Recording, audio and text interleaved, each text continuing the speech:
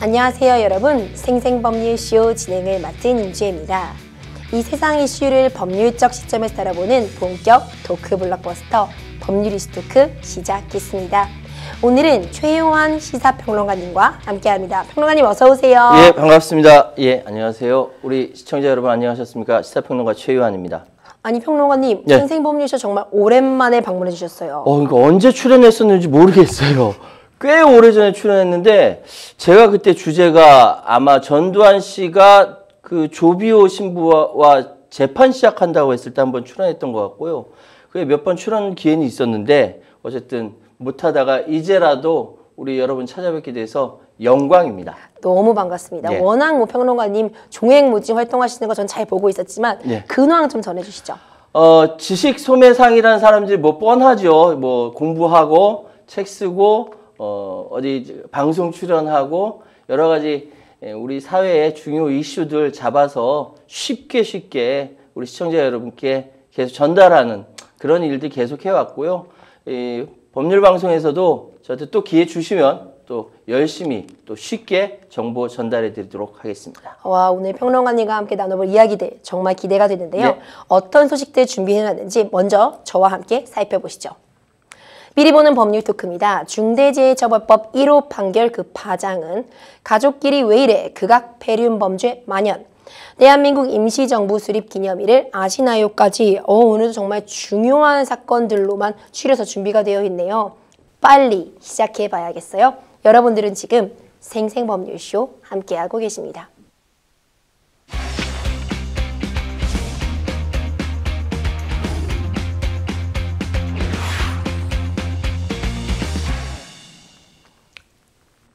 법률 이슈 토크 첫 번째 바로 시작합니다. 첫 번째 주제는 바로 중대재해처벌법 1호 판결 그 파장은입니다. 산업 현장에서 노동자가 사망하거나 다치는 등 중대재해가 발생하게 되면 사업주 혹은 경영 책임자가 직접 형사 책임을 지도록 하는 걸 주요 내용으로 하고 있는 법률이 바로 중대재해처벌법이죠. 지난해 1월부터 시행이 되고 있습니다. 지난주 이 중대재해법 위반 혐의로 재판에 넘겨진 사건 중 첫 번째 재판 결과 나왔는데 소개 좀 해주시죠. 예, 작년 1월부터 시행된 거고요. 그래서 지난주에 중대재해법 위반 첫 신고가 나온 겁니다. 결과만 먼저 말씀드릴게요. 회사 대표가 징역형에 준하는 집행유예를 받게 된 것입니다. 이게 이제 중대재해법 관련 사건에 대한 사법부 판단은 처음으로 법 시행 이후 1년 3개월 만입니다. 1년 3개월.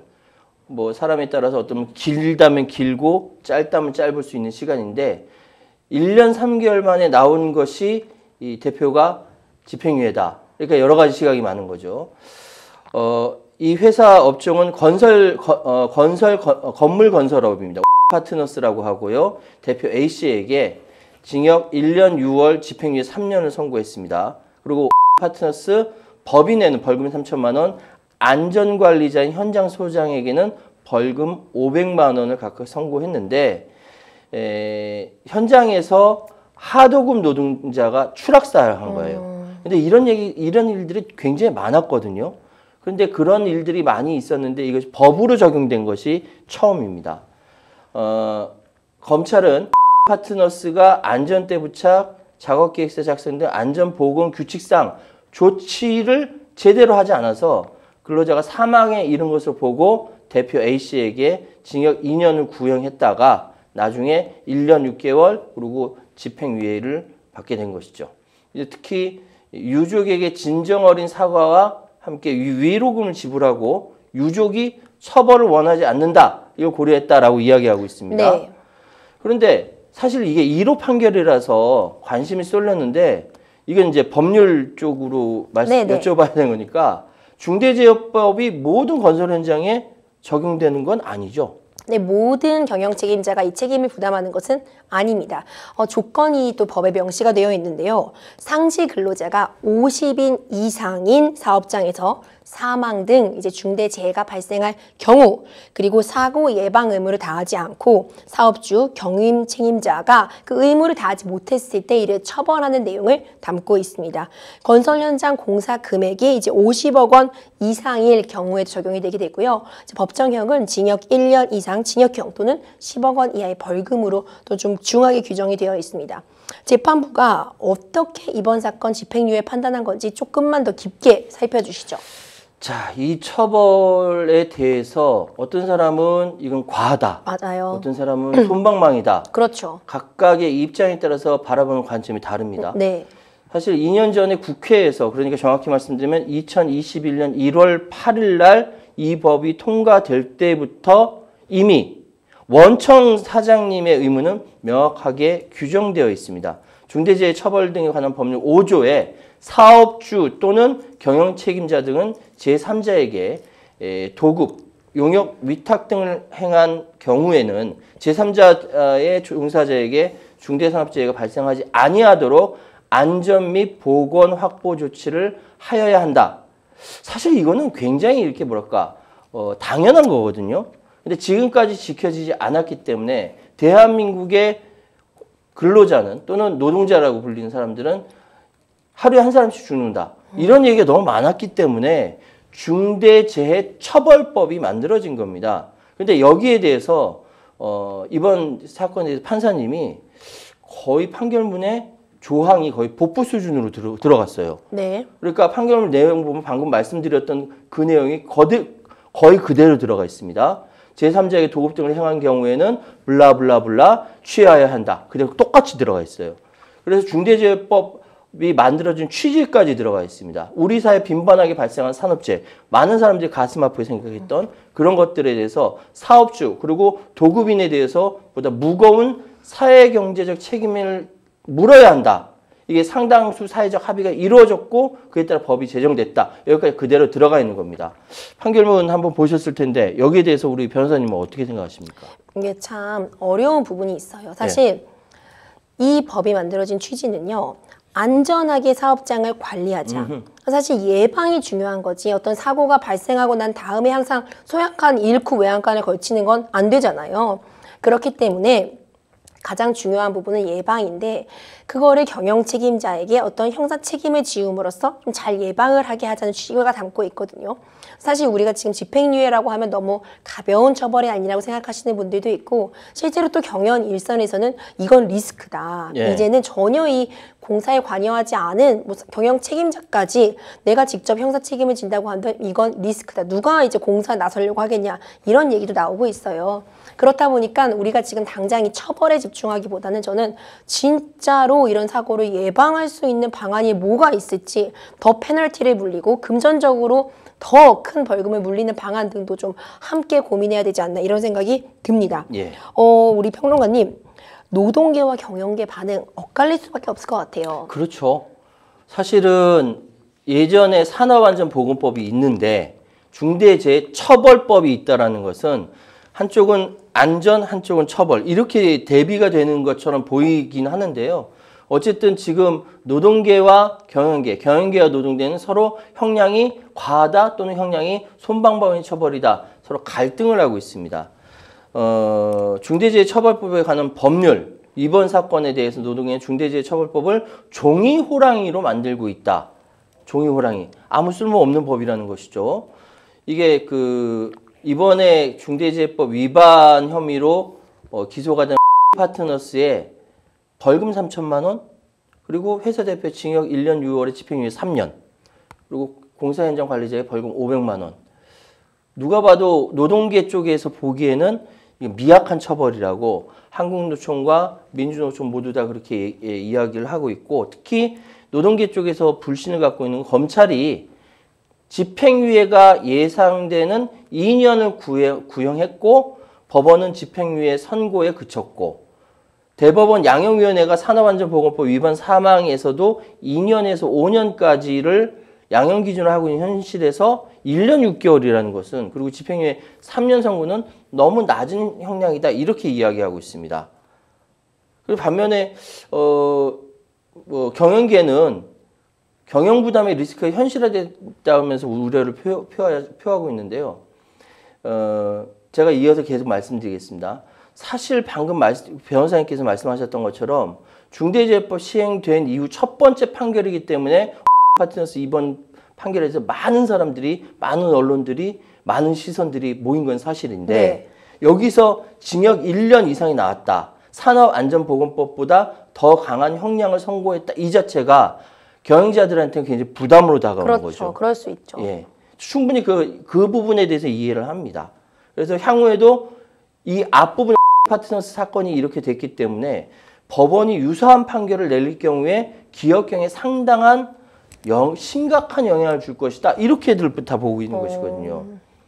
일부 단체, 여기서는 이제 노동계죠. 형량이 낮다고 하지만 실무자에서 대표자 처벌로 책임이 현실화된 것이기 때문에 이 중대재해처벌법이라는 것이 실형을 면했다는 점에서는 안도했지만 그래도 유죄의 선고를 받은 만큼 향후 기업 경영에는 큰 부담으로 작용했다. 이렇게 이야기를 하고 있고요.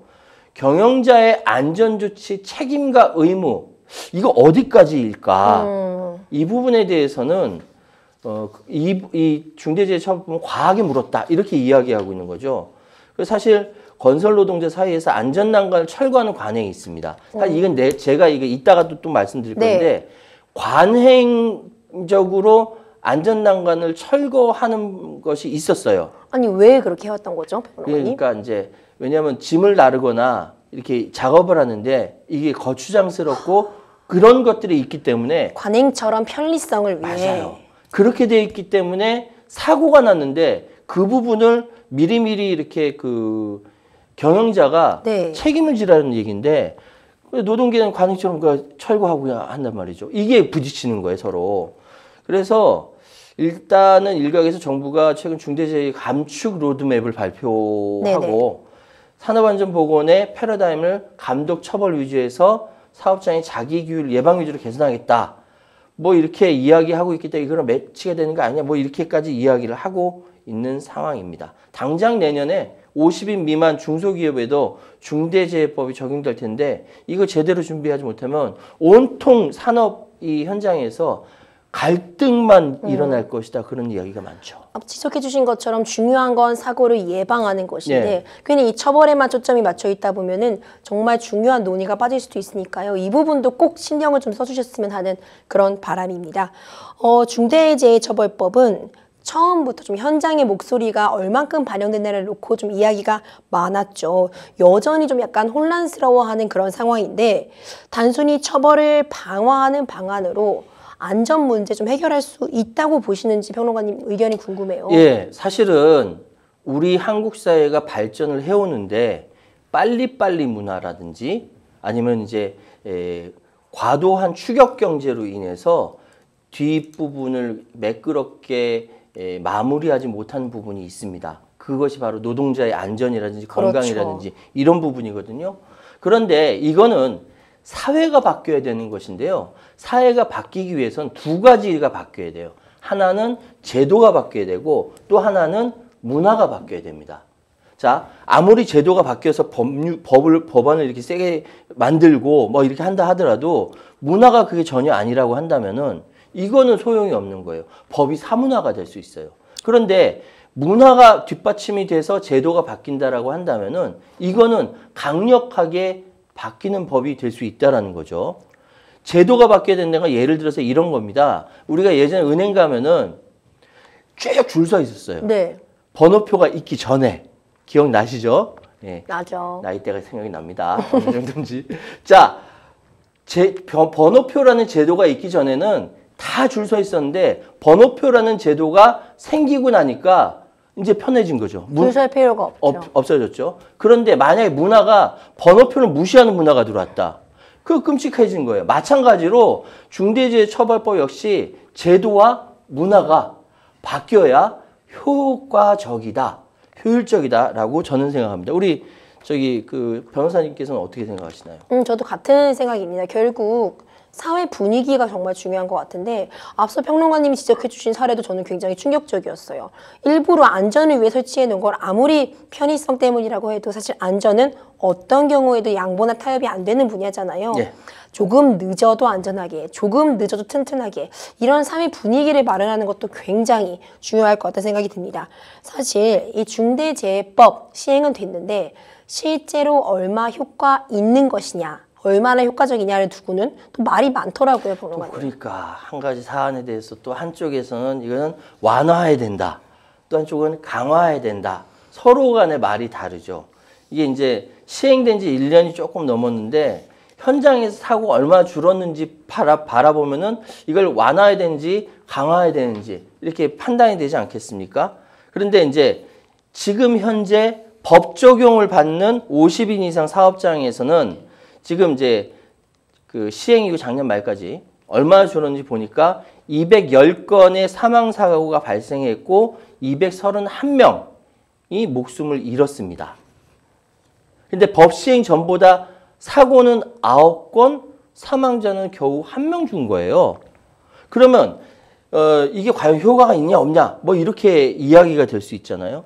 그런데 이거를 내년 1월부터는 적용받는 50인 미만 사업장이 되거든요. 그럼 거기는 어떠냐 보니까 네. 사망사고가 358건에 사망자가 365명입니다. 1년 전에 비해서는 사고는 47건, 그리고 사망자는 43명이나 감소한 겁니다. 이거 깜짝 놀랄 일이거든요. 아직 적용받지 않는 사업장에서는 줄어들었고 적용받는 사업장에서는 여전히 그대로도 효과가 없다. 이 이야기거든요. 10% 넘게 줄어든 이상한 결과입니다. 네. 좀 의아한 부분이 평론가님 있네요. 예. 왜 이런 일이 있었을까요? 이게 실효성 논란이 그래서 있는 것 같아요. 그러니까 저도 이 부분은 의아하거든요. 그러니까 이런 결과를 가지고, 그러니까 지금 적용받는 사업장은 효과가 별로 없다. 적용받지 않고 앞으로 적용받을 사업장에는 효과가 있다. 이렇게 나오니까 경영계는 이 법이 실효성이 없다. 그렇죠. 그리고 노동계는 아니다. 이거 더 강화해야 된다. 강화해야 지금 적용받는 기업들도 보호받을 수 있다. 이렇게 이야기하고 있는 거죠.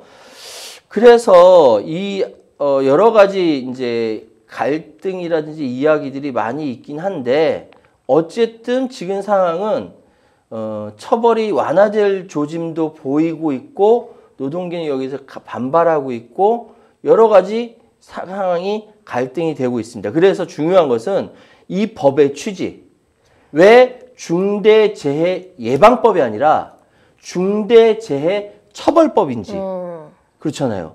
산업안전보건법 있잖아요. 그렇죠. 예.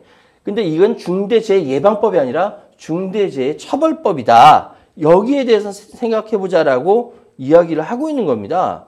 그러니까 사실 중대재해를 막기 위해서 산업안전보건법에도 아주 세세하게 규정되어 있고 현장 책임자를 처벌할 수까지 있는데 이 중대재해 처벌법은 현장 책임자뿐만 아니라 더 올라가서 이 대표까지 경영 책임자까지 처벌하자는 것이기 때문에 이 사항에 대해서 되돌려서는 안 된다라는 것이 노동계의 굉장히 강력한 주장입니다. 그렇군요.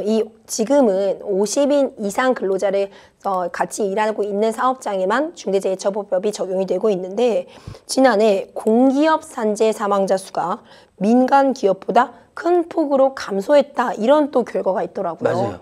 그래서 야 이건 또 희한하다라는 생각이 들었거든요. 사업장에서 1명 이상의 사망자가 발생하거나 6개월 이상 치료가 필요한 부상자가 2명 나왔을 경우 사업주나 경영 책임자에게 안전조치를 소홀히 한 책임을 묻도록 하는 것이 바로 이 중대재해처벌법입니다. 그래서 지금까지 14건이 모두 이제 재판에 넘겨졌고 그 중에 처음으로 한 건이 기소가 된 게 제가 초두에 말씀드렸던 온유파트너스 사례인데요. 근데 이 가운데 공기업에서 산재 사망자가 급감한 것으로 나타났습니다. 그러니까 지난해 공기업과 준정부기관 산재 사망자는 10명입니다. 네. 최근 5년 동안 최저를 기록한 거예요. 그렇군요. 그러니까 2018년부터 21년까지 20명 이상 기록을 하다가 사망자가요. 지난해 7명, 그러니까 이게 7명으로 줄었고 준정부 기관에는 3명까지 감소한 거예요. 그러니까 모두 10명으로 줄어든 거죠. 사실 지금 얘기할 때 공기업이나 준공기업이나 편한 데 아니야? 라고 얘기할 수 있는데 그렇지가 않습니다. 한국도로공사라든지 한국토지주택공사 이런 데서는 현장 노동자들 굉장히 많아요. 실제로. 근데 여기서 확 줄어들었다는 것이죠. 그래서 이 부분, 그러니까 공공기관 안전 TF라는 게 구성되면서 그것이 실질적으로 정부에 직접적으로 영향을 미치는 데이기 때문에 그렇지 않을까 이런 결과가 나오지 않을까 조심스럽게 추정해 봅니다. 네, 그런가 하면 정부는 이 획기적인 중대재해를 줄이기 위해서는 예방이 중요하다. 처벌보다 예방이 중요하다는 전제 하에 개선 논의에 착수했습니다. 지난 1월에는 관련 태스크포스도 출범을 했는데 어떤 내용 오가고 있나요? 예, 중대재해 태스크포스, 그러니까 쉽게 말씀드려서 이 상황에 대해서 다시 한번 손질을 해보자라는 것인데요. 고용노동부가 노동자 사망 사고 등 발생 시 사업주나 경영자가 책임지는 이 부분에 대해서 좀 실질적으로 효과가 있는지 없는지 여기에 대해서 검토를 하기 위해서 태스크포스를 이렇게 발족을 한 거죠. 이 권기석 고용노동부 차관이 현장에서 강한 처벌을 회피하기 위해 형식적인 의무 이행과 중대재해 예방과 관계없는 광범위한 서류 작업이 나타나고 있다. 실질적으로 보호를 해야 되는데 그걸 위해서 엉뚱한 작업을 많이 하고 있다. 비효율적이다. 이런 지적을 하면서 실질적으로 이 TF는 산업안전법령, 형사법, 경제법, 산업안전보건 분야에 학계를 중심으로 지금 8명이 구성되어 있거든요. 이 부분이 중대재해법의 입법 취지를 달성하는데 장애가 있다면은 과감하게 이 부분에 대해서 개선 방안을 찾는 것이 중요하다라고 이야기를 하고 있는 것이죠. 사실 경영계든 노동계든 뭐 정부 국민 누구나 할 거 없이 산업재해 예방이 중요하다는 것에 모두 동의하고 계실 것 같아요. 현재 논의 중인 중대재해처벌법 개선 평론가님 어떤 방향으로 이루어져야 된다고 보십니까? 예, 저는 이 부분은 노동계만 막 열심히 노력한다라고 해서 되는 것도 아니고요. 경영계가 어떻게 이렇게 법률 이렇게 손질한다고 해서 해결되는 문제가 아닙니다. 사람의 생명이 달린 문제고 안전에 관련된 문제이기 때문에 그래서 제가 아까 말씀드렸던데 이거는 제도는 제도대로 문화는 문화대로 바뀌어가야 된다고 생각하고 우리가 사실 주 5일제 맨 처음 실시한다라고 했을 때 난리 났었거든요. 우리 한국 사회. 주 5일제 시행하면 대한민국 망한다는 목소리까지 들었어요. 저도 예전에 토요일 날 학교 갔었거든요. 네, 맞아요. 저도 토요일 날 도시락 싸들고 학교 갔었어요. 저는 급식이니까 좀 선을 긋겠습니다. 네, 평론가님. 제가 조금 더.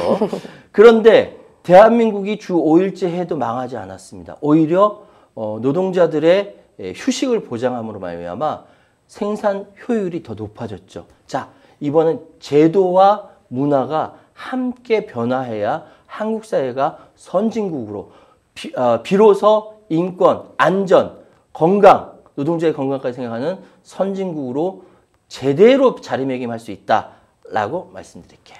네, 법률 이슈 토크 첫 번째 중대재해처벌법 알아봤습니다. 안전은 정말 어떤 분야와도 타협이 될 수 없습니다. 중대재해 사라져야 하고 예방해야 합니다. 생생법률쇼에서도 함께 중대재해처벌법 개정 내용 꾸준히 업데이트하도록 하겠습니다.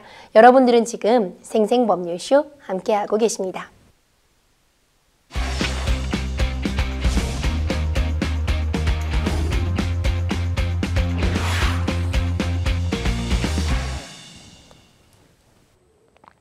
법률 이슈 토크 두 번째 주제 만나보겠습니다. 두 번째 주제는 바로 가족끼리 왜 이래?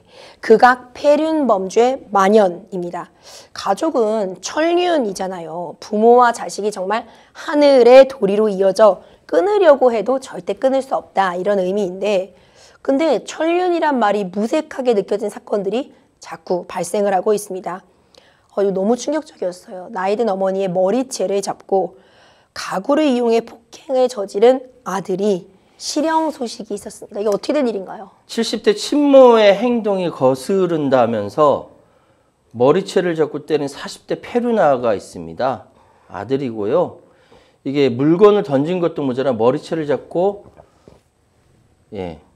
막 때린 거죠. 아이고. 결국 감옥에 갔어요. 특수존속 상해와 특수존속 폭행, 노인복지법 위반 등으로 네. 기소가 됐고 징역 1년 6월을 선고하고 3년간 노인 관련 기관 취업 제한을 명령했다라고 합니다. 이게 뭐냐면은 이게 이 아들이 네. 참 저도 아들이긴 하지만 속상한 것이 한두 번이 아니었던 거예요. 이전에도 이런 일이 있었던 너무 거예요. 속상해요.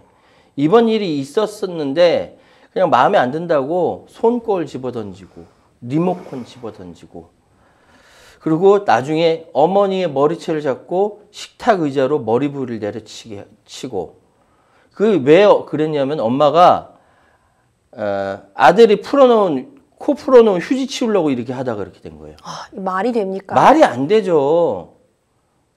이게 이제 1심은 엄마가 아들에 대해서 처벌을 원하지 않는 점을 고려한다 하더라도 죄질이 불량하고 사회적 비난 가능성이 큰 점을 고려해서 실형을 선고했고요. 2심도 원심 판결 선고 이후 별다른 사정 변경을 찾아볼 수 없다. 가볍거나 무거워서 부당하다는 검찰과 A씨의 항소 모두를 기각했습니다. 이런 사건이 끊이지 않고 있다는 게 정말 문제인 것 같은데요. 또 다른 사건입니다. 치매와 당뇨병을 앓던 아버지를 학대 방치해서 살해한 후에 냉장고에 유기했던 아들 사건도 있었습니다. 이거는 좀 사건을 좀 잘 좀 들어봐야 될 것 같아요. 행간까지 다 읽어봐야 되는데 아버지가 60대고 60대 아버지가 치매에 걸렸습니다. 근데 아들이 25살이에요. 네. 나이가 많지가 않습니다. 그렇네요. 예, 25살이고 그래서 반드시 보호가 필요한 아버지를 살해했습니다. 지난해 1월부터 약 4개월 동안 당뇨와 치매를 앓고 있었던 60대 아버지를 수차례 폭행하고 그리고 제가 여기서 본 것이 동반 자살을 하려다 실패한 3월 이후로 약이나 음식을 먹이지 않아서 재판에 넘겨진 겁니다. 자, 생각을 해보세요. 25살 아버지가 60대 치매에 걸린, 25살 난 아들이 60대에 치매에 걸린 아버지를 당뇨와 치매를 겪고 있는 아버지를 폭행을 했는데 이 와중에 자기도 죽으려고 했다는 거죠. 아버지는 영양불량 상태에서 당뇨합병증과 화상 등으로, 그러니까 왜냐면 왜 화상을 걸리냐면 뜨거운 물을 붓기도 했어요. 나중에. 이게 뭡니까? 사망했고 부패가 우려되니까 시신을 냉장고 안에 넣어서 유기를 한 겁니다. 이 범죄는 용서할 수 없죠. 왜냐하면 아버지를 사망케 했으니까 네. 용서할 수는 없고 매일같이 목을 졸랐다고 해요. 일단 A씨를 존속 학대 치사 등의 혐의로 송치했고 검찰은 살인에 대한 미필적 고의가 있었던 걸로 판단해서 존속 살해 혐의를 적용을 했습니다. 근데 피고인의 도움 없이는 생활하기 어려운 피해자에게 음식을 주지 않아서 기아 상태에 이르게 하고 학대해서 숨지게 했고 죄질은 매우 좋지 않음에도 불구하고 살인의 고의를 부인하며 반성하지 않고 있기 때문에 징역 9년을 선고를 한 겁니다. 그런데 이 25살 젊은 친구가 아들이 성장 과정이 불우했던 걸로 보입니다. 예. 종합적으로 우리 시청자님들께서 판단하셔야 될 것 같아요. 또 그런 배경까지 우리 평론가님께서 잘 설명을 해주셨는데 예. 다음에도 또 좀 끔찍한 사건이 발생했습니다. 어머니의 장례식 날 아버지를 2시간 동안 폭행해 숨지게 한 50대 아들이 있었다고 하는데 이건 또 어떤 일인가요, 평론가님? 일단 50대 아들은 존속살해 등의 혐의로 기소가 됐습니다. 원심 징역이 30년이었는데 거기서 감형 3년 감형돼가지고 징역 27년을 선고를 받은 겁니다. 지난해 6월 달에 80대 부친을 2시간 동안 폭행해서 다발성 갈비뼈 골절 등으로 숨지게 한 혐의를 받습니다. 이게 이 사람이 필리핀 국적 아내와 결혼한 이후에 2015년에 결혼했어요. 2021년에 한국으로 귀국을 했는데 별 직업 없이 기초생활수급자로 지정되는 것이 생기에 큰 어려움을 겪었는데 이 아버지가 집을 팔았어요. 자기와 상관없이 집을 팔았는데 팔고 나서 집값이 오른 거예요. 네. 근데 자기랑 상관없이 집을 팔았다라는 거, 이 부분에 대해서 화가 났고 그리고 어머니 장례식을 치르고 이 집을 찾아가서 아버지 집을 찾아가서 장례식 부의금이 많지 않다. 이걸로 또 꼬투리를 잡아서 폭행을 한 거고요. 분노 조절 장애라는 생각이 들거든요. 아버지가 80대 아버지가 막 도망다니고 막 그랬어요. 그래서 살해하기로 마음 먹고 2시간 동안 폭행해서 30년의 원심 1심에서 선고를 받은 거죠. 근데 1심에서 30년을 받고 항소심에서 감형을 좀 받은 거군요. 그렇죠. 평소에 술에 취하면 감정 조절을 잘 못하고 폭력적인 성향을 보인 거 하면은 술에 취해 범행을 저질렀다는 주장을 유리한 양형 사유로 보기는 어려운데 다만 피고인 아내, 그 피해 아동들도 선처를 탄원하고 있는 점을 고려해서 원신의 형이 다소 무겁다. 재판부에 그렇게 판단했네요. 계획 범행이 아니다라는 점은 좀 뭐 논란이 있을 수야 있겠죠. 뭐 이렇게 이 정도로 이전에도 폭력이 있었고 2시간 동안이나 폭행을 했을 정도면 단순히 술 때문이다 이렇게 핑계대기 어려울 수도 있겠지만 아무래도 가족들의 탄원서가 어떤 이 정도의 감형에 영향을 끼치지 않았나 이런 생각이 듭니다. 다른 사건도 있네요. 극단적 선택, 가정 불화가 아버지 때문이라고 생각을 해서 증오심을 품고 흉기를 휘두른 40대에게 징역형 선고됐다면서요. 징역 18년형이 존속살해 혐의로 기소됐습니다. 45살 아들에게 징역 18년을 선고했다라고 합니다. 그러니까 쉽게 말씀드려서 아들이 흥청망청 돈을 많이 썼어요. 골프 헬스장을 이제 그 개업을 하고 또 골프 프로 데뷔 준비하고 하면서 돈을 막 썼는데 이후에 이제 그 검소하거나 뭐 이렇게 성실함 없이 생활 태도를 보니까 당연히 아버지가 아들을 꾸짖는 거죠. 네가 생활을 이렇게 하면 되겠느냐. 근데 이것이 듣기 싫었던 거죠. 계속 연락 안 하고 하다가 내가 결국은 아무것도 못하고 있는 상황에서 이거는 아버지 때문이야 라고 자신의 불우한 처지를 아버지한테 돌린 겁니다. 신용카드 채무 1억 원씩이나 지었고 지금 경제적으로 궁핍하고 사실 그 큰 형도 극단적 선택을 했다라고 합니다. 그래서 자신도 그럴 수밖에 없는 것인데 이렇게 된 거는 순전히 아버지 때문이야 라고 하면서 아버지에 대한 증오심 등으로 범행을 저질렀다 라고 합니다. 참 뭐 지금 잘못을 반성하고 있고 뭐 그렇긴 하지만 이전에 그런 벌금형을 넘어선 처벌 전력은 없다고 하지만 이거는 명확한 정말 존속 살해 있어서는 안 되는 문제죠. 네, 평론가님, 저는 이 사건도 굉장히 좀 안타까웠는데 발달 장애를 겪고 있는 조카가 자신을 돌보던 고모를 게임을 못하게 하고 있다는 이유로 살해한 사건도 있었죠. 예전에 유명했어요. 한참 동안 이제 떠들었어요. 근데 문제는 뭐냐면 이 고모를 살해했던 이 뭐랄까 그 아이가 이게 성인이 아니었던 거죠. 촉법 소년이었던 거죠. 촉법 소년이었던 거죠. 12세라고 합니다. 태블릿 PC로 게임 아이들 많이 좋아하거든요. PC 게임 재밌는 것이 많다 보니까 끊을 수 없는 상황에서 고모가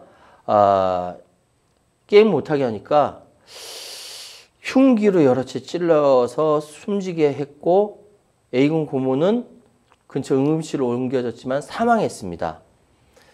중학교 1학년생인 A군은 할아버지와 40대 고모 그리고 초등학생 남동생과 함께 살고 있었는데 아버지가 사망했던 거거든요. 아버지의 여동생이지 않습니까? 그렇게 같이 살았는데 항상 잘 돌봤대요. 발달소년 장애라서 돌봄이 필요할 수밖에 없는데 이 우리 형법이 형사 미성년자 나이를 14세 미만으로 정하고 그 행위를 벌하지 않는 것이기 때문에 촉법소년 이 문제가 그때도 이야기가 많이 있지요. 지금도 문제가 된다는 생각이 듭니다. 네, 정말 좀 안타까운데 현재 어떻게 진행되고 있는지도 간단히 좀 짚어주세요. 보러가님. 일단은 지금 상황은요. 전국 장애인 부모 연대가 발달장애가 있는 중학교 1학년 그 A군 지금 13살이 됐습니다. 고모 살해 사건을 수사 중인 서울 용산경찰서를 국가인권위원회에 진정을 제기했습니다. 왜냐하면은 그때 왜냐면 12살짜리 아이가 게임을 못하게 한다고 해서 촉법소년으로 살해 사건이 벌어졌기 때문에 언론사에서 많이 취재 나오고 그랬었고 저도 기억을 합니다. 저도 이거 가지고 방송했던 기억이 나는데 그러다 보니까 아마 이 담당하고 있는 용산경찰서가 부담을 느꼈는지 용산서가 A군을 검거해서 수사하는 과정에서 발달장애의 특성을 고려하지 않았다라는 의혹이 있는 거죠. 현행법상 발달장애 전담 경찰관이 수사해야 되고 신뢰 관계인 소위 얘기해서 뭐 아주 가까운 이제 친족이라든지 이렇게 동석해야 되는데 법의 취지대로 이루어지지 않았다라는 것이 전국 장애인 부모연대의 국가인권위에 진정한 내용입니다. 근데 용산경찰서는 제도를 운영 중이지만 A군의 범행 직후에 전담 경찰관이 조사하지를 않았다고 합니다. 당시 경찰관은 신뢰관계인으로 A군의 작은 할아버지를 동석시켜서 A군을 조사시켰다는 거죠. 그러니까 확실히 발달 장애인 전담 경찰 제도가 있음에도 불구하고 하지 않았다는 건 사실인 것 같아요. 그래서 사건이 발생한 한밤중에 특수반 교사를 부르기 어려웠고 가족만큼 이 A군의 심리적 안정에 도움을 줄 만한 신뢰 관계인이 없기 때문에 그 상태에서 근처에 살던 작은 할아버지를 동석시킨 것이라고 이야기를 경찰은 용산경찰서는 얘기하고 있어요. 그러면은 이 상황이 응급 입원은 지나친 신체 구속이다. 네. 또 시급한 보호 조치는 최선 선택이다. 부딪히고 있거든요. 지금 당장 이 상황이 급한 상황이지 그렇죠. 않습니까? 그래서 현재 의료기관에 강제 입원돼 있어요. 어떻게 할 수도 없어요. 아이는 덩치가 크고 근데 촉법 소년이고 근데 반항하고 그러니까 의료기관에 강제 입원되어 있는 상황이죠. 그렇기 때문에 이 부분도 전국 장애인 연대에서 이 부분에 대해서 응급 입원시킨 것이 불법이다라고 얘기하고 있고 용산경찰서는 형사 미성년자라서 유치장에 입감할 수 없고 시급한 보호 조치를 응급 입원할 수밖에 없었다. 이렇게까지 이야기가 되고 있습니다. 그렇군요. 우리가 지금 비교적 최근 사건만 훑어봐도 예. 가족 간의 이런 잔인무도한 범죄가 꽤 많았던 것 같아요. 예. 특히 이제 자녀가 부모를 해야 하는 존속살인, 존속 관련된 범죄도 꽤 많았죠. 그렇죠. 지금 어떻게 자녀가 자식의 부모를 또 부모가 자식을 이렇게 얘기하지만 사실은 이 복잡다단한 세상에 살다 보니까 끔찍한 사건 사고가 많이 벌어지는데 그 가운데 존속 사례가 꽤나 많이 차지합니다. 지금 경찰청에서 국회에 제출한 자료를 보니까 최근 5년간 존속 범죄 피의자가 꾸준히 증가한다. 지금 2017년 대비 2021년에는 46%가 증가했다라는 이야기가 있거든요. 46%가 증가했다는 건 상당히 크게 증가했다는 그렇죠. 겁니다. 이유가 뭘까? 저는 굉장히 고민하고 있는데요. 일단 여기에 대해서 국회의원은 이야기하기를 존속 대상 폐륜 문제는 단순히 개인의 문제라기보다는 가족 간 유대감이 희미해지는 사회적 요인과 가정환경, 정신질환 등 다양한 원인이 복합적으로 나타났다라고 진단을 했습니다. 근데 여기에 대해서 저는 어떻게 생각하냐면은 이 부분을 사회복지 차원에서 뒷받침해 줄 필요가 있는데 이게 코로나 상황이다 보니까 국가도 그렇고 사회도 그렇고 여러 가지 부분에서 이게 뒷받침해 줄 수 있는 것이 극히 제한됐던 거예요. 그러다 보니까 존속 사례라는 끔찍한 사건이 굉장히 많아졌다, 증가했다라고 볼 수 있는 거예요. 그렇군요. 이 존속 사례도 문제지만요. 저 이거 정말 안타까운데 여러 사건들이 있었습니다. 가족들을 숨지게 하고 자신도 이제 목숨을 끊는 살해 후 자살 사건이 평론가님 일주일에 한 건꼴로 일어나고 있다고 해요. 네. 이게 저는 진짜 화가 나는 게 이거 예전에 부모들이 자기 자녀들을 마치 소유물처럼 그렇죠. 생각하는 그것을 지금까지 그대로 생각이 이어져 내려오는 겁니다. 어떻게 자녀가 자기 소유물이 될 수가 있습니까? 엄마나 아빠가 이 사건이 있어요. 제주에서 40대 엄마가 중학생 딸을 살해한 뒤 자신도 극단적인 선택을 했다라고 합니다. 그렇게 추정이 된다고 합니다. 근데 왜? 또는 다른 인천에서는 40대 가정이 아내와 자녀를 살해하고 자신도 목숨을 끊었대요. 이게 극단적으로 얘기해서 자녀까지 죽이고 세상을 끝낸다라고 하면 그게 저는 이해가 안 되거든요. 아이가 사랑으로 키우지 못하면은 아이 생명은 살려야지. 왜 그게 속상합니다. 이것이 매번 일주일에 한 번씩 벌어진다라고 하니까. 근데 이게 채무나 생활고 때문이라는 거잖아요. 그렇죠. 이게 극단적인 형태의 아동학대입니다. 이거요, 어렸을 때부터 이런 거 보고 자라면 또 어른 돼서 또 이렇게 돼요. 우리 사회가 계속 이렇게 삭막해지는 것은 계속 악순환되는 것 같다. 아주 속상해서 제가 이렇게 말씀드리는 거예요. 네. 근데 변호사님, 자식이 부모를 살해한 존속상해는 가중처벌이 되는 걸로 알고 있는데 맞습니다. 자식을 죽이는 부모는 가정처벌을 받지 않는 거예요. 맞아요. 이 부분도 말이 돼요, 그게? 개정 논의가 계속 이루어지고 있는데요. 존속, 그러니까 나의 부모를 살해한 경우에는 가중에 처벌하고 있는 존속상해 종속살인 규정이 들어와 있는데, 비속, 그러니까 내 자녀를 부모가 살해한 경우에는 사실 가중처벌하는 조항이 없고 영아살인죄라는 건 마련이 되어 있는데 10년 이하의 징역으로 존속살인보다도 낮게 규정되어 있어요. 그러니까 이것도 어떤 사회 분위기를 반영하는 거기 때문에 이 부분도 개정 논의가 머지않아 있지 않을까 이렇게 생각이 됩니다. 평론가님, 우리가 오늘 너무 안타깝게 가족에 관한 이런 잔인한 범죄 얘기해봤는데 어떻게 해야지 우리 가족 공동체 다시 회복할 수 있을까요? 사실은 이게 그 가족끼리 갈등은 어느 집이나 다 있어요. 그렇죠. 그렇죠?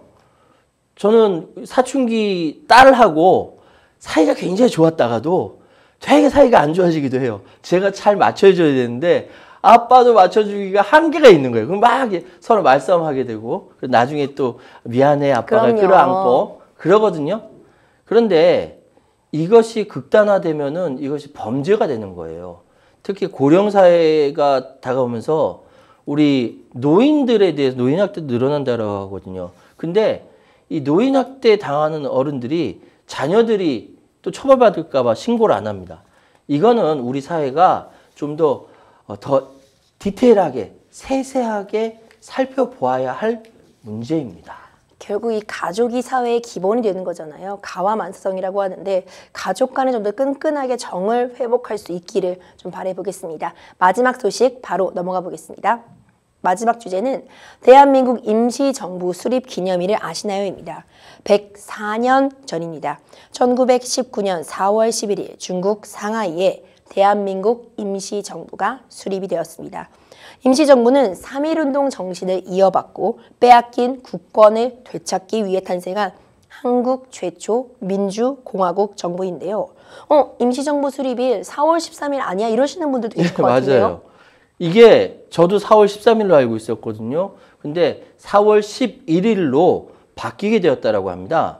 그러니까 이게 학계에서 임시정부 수립 기념일을 4월 11일로 바꿔야 한다라는 주장이 그동안 끊이지 않았습니다. 기념일 지정에 근거가 됐던 사료 13일이었다라는 이 신뢰성의 의문을 제기하고 1919년 4월 11일을 임시헌장 발표와 국무원 선임이 이루어진 점에 주목을 하면서 1930년대하고 40년대는 독립운동을 하던 우리 선조들이죠. 이분들이 임시정부 수립기념식을 4월 11일로 했었대요. 네. 4월 11일로 했었는데 그러니까 그래서 보훈처가 임시정부 이게 수립일이 정확히 언제냐라고 해서 용역을 통해서 학계 의견을 수렴했더니 임시정부 수립이면 4월 11일이라는 것이 역사 사실에 근접하고 4월 13일 정부 수립으로 완성된다는 날로 보는 것은 근거가 부족하다는 결론이 나버린 거예요.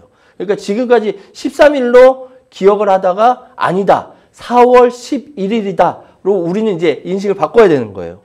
그래도 대한민국 임시정부가 이틀 더 먼저 더 빨리 수립이 된 겁니다. 우리 시청자 여러분들도 이제 4월 11일로 딱 기억해 주시면 좋을 것 같아요. 네. 또 작년에는 서울 서대문 형무소에 인근의 국립 대한민국 임시정부 기념관이 새로 문 열었습니다. 그런데 아직 많이 홍보는 안 된 것 같아요. 맞습니다. 그 국립 대한민국 임시정부 기념관이 중요한 것은 뭐냐면 대한민국 헌법은 임시정부의 법통을 따릅니다. 임시정부는 대한민국만 한반도 전체에 있어서 유일하게 법통을 따르는 거예요. 그렇게 이것이 임시정부가 탄생이 되었고 임시정부가 탄생이 됐을 때 얼마나 많은 사람들이 감격스러워하는지 모르겠습니다. 현재 옛 서대문 형무소 옆 언덕에 국립 대한민국 임시정부 기념관을 세웠습니다. 이게 내부는 총 3개의 상설 전시관으로 구성되어 있다라고 하고요. 법적 기틀을 말한 최초의 입법부 임시의정원 활동과 민주공화정 체제를 만들어간 행정부의 역할을 했는데 지금까지 대한민국에 뿌린 임시정부라고 우리는 배웠죠. 그리고 거기에 자랑스러워했습니다. 그래서 그것이 어떻게 시작되었는지 우리는 보고 배울 수 있는 기회가 열린 겁니다. 사실 지난달 3.1절에 이어서요. 이달의 임시정부 수립 기념일까지 독립을 위해 헌신한 우리의 자랑스러운 분들에 대한 관심도 쏠리고 있죠. 대한민국의 아니죠. 그러니까 그때 조선이 망하고 일제 강점기가 들어가고 그 다음 한반도의 국가로서 대한민국이 유엔의 인정을 받으면서 출범이 하게 됐는데 이렇게 이 과정에서 너무너무 고생을 많이 하신 그렇죠. 독립을 위해서 헌신하신 많은 분들이 계십니다.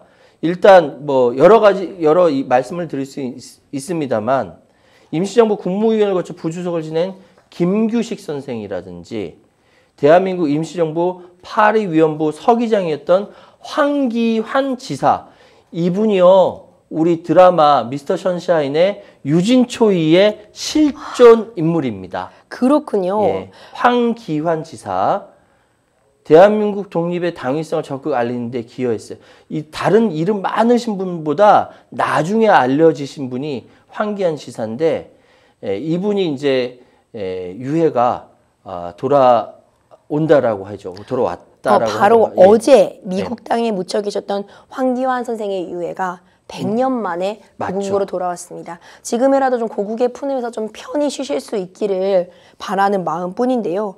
많이 늦었지만 그래도 참 다행이다 이런 생각 듭니다. 평론가님, 이외에도 임시정부의 역사를 알리기 위해서 다양한 순회 특별 전시도 열리고 있다면서요. 그렇습니다. 사실은 이제서야 그 많은 이제 뭐랄까 전시라든지 알리고 이제서야 알리는 것이 후손으로서는 좀 죄송합니다만 그래도 여러 가지 행사들이 컨텐츠 예를 들어서 임시정부 기념관이 제작한 전시 컨텐츠 기억상자라든지 대한민국 임시현장 임시정부 군무원 사진 한국 애국가 악보 등을 선보이는 여러 가지 전시를 통해 가지고 일제 강점기에 우리가 받았던 고통의 의미가 지금 현재까지 어떻게 이어져 내려오고 있는지에 대해서 반성할 수 있는 기회가 되었으면 좋겠습니다. 네, 대한민국 임시정부는 우리 대한민국을 만든 초석이자 뿌리이죠. 104년 전 우리의 삼천리 방방곡곡 해외에도 들불처럼 타오른 3.1 만세운동의 함성이 마침내 우리 최초의 민주공화정 정부인 대한민국 임시정부를 탄생시켰습니다. 우리의 자긍심과 정체성을 그대로 드러내주는 것 같은데 평론가님, 우리가 이 대한민국 임시정부 어떻게 대하고 어떻게 여기서 배워나가야 될까요? 지금 현대사에 대해서 국사교과서가 잘 안 가르쳐요. 예, 그건 좀 예민한 문제가 있어서 안 가르치는데 현대사를 제대로 특히 일제 강점기 시절에 친일파들이 어떻게 활동했고 이후에 척결이 되지 못한 역사를 제대로 가르쳐야 우리 후손들에게 떳떳하게 이야기할 수 있을 겁니다. 임시정부는 대한민국을 만들게 한 헌법적 적통을 잇는 것이긴 만큼 임시정부 시절에 어떤 일이 있었는지 우리가 두 눈 크게 뜨고 배워야겠습니다. 오늘 바로 대한민국 임시정부 수립 기념일입니다. 목숨을 걸고 나라를 지켜낸 분들의 숭고한 자주독립 정신을 기리는 시간 가져보시길 바랍니다. 생생법률쇼 어느새 마칠 시간입니다. 함께해 주신 최유한 평론가님 감사합니다. 네. 생생법률쇼 오늘 이만 인사드립니다. 시청해 주신 여러분 고맙습니다.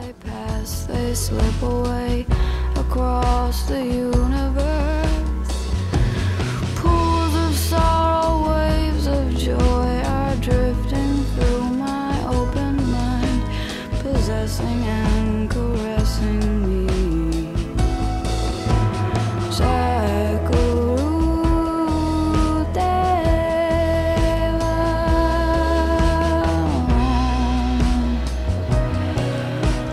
Nothing's gonna change my world.